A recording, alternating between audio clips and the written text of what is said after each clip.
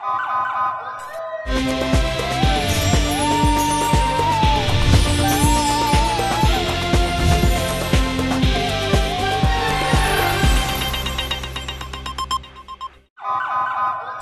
पहले नजर डालते हैं अब तक की बुलेटिन। गुजरांवाला भी नंबर पे गया। आज हमारे साथ मौजूद हैं गुजरांवाला के प्लेयर जनाब जो कि 2024 का गोल्ड मेडल जीतकर गुजरांवाला के नाम किया। आइए उनसे बात कर।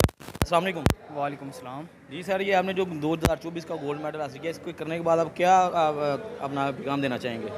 बिस्मिल्लाहिर्रहमानिर्रहीम।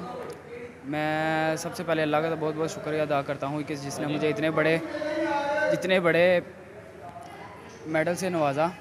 और मैं अपने चाचू, अपनी वालदा और अपने उस्ताद अज़हर आमिर साहब का भी शुक्रिया अदा करता हूँ कि जिन्होंने मुझे इतनी सपोर्ट की और मुझे मोटिवेट किया, और जिनकी वजह से मैं ये मेडल हासिल कर सका। और मैं ये पैगाम देना चाहता हूँ कि पाकिस्तान में टैलेंट बहुत ज़्यादा है।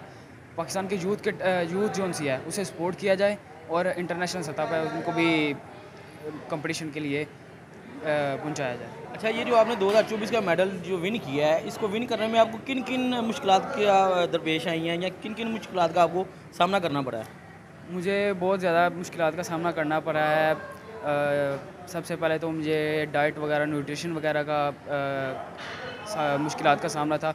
वो मेरा थोड़ा सा जो सा मेरी हेल्प की मेरे चाचू ने। ये क्रेडिट मेरे चाचू को जाता है जिन्होंने मुझे इतनी सपोर्ट की।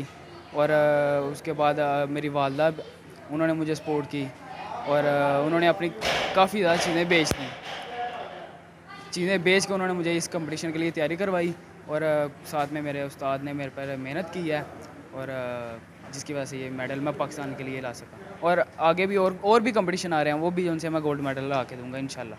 जी तो नाजरीन, इसी के साथ इजाज़त चाहूँगा। मोहम्मद तैयब मैं कानूनी बयान गुजरांवाला। अब्बा लंदन से नेकलेस लाए, पहन के गई थी, सो ब्यूटीफुल।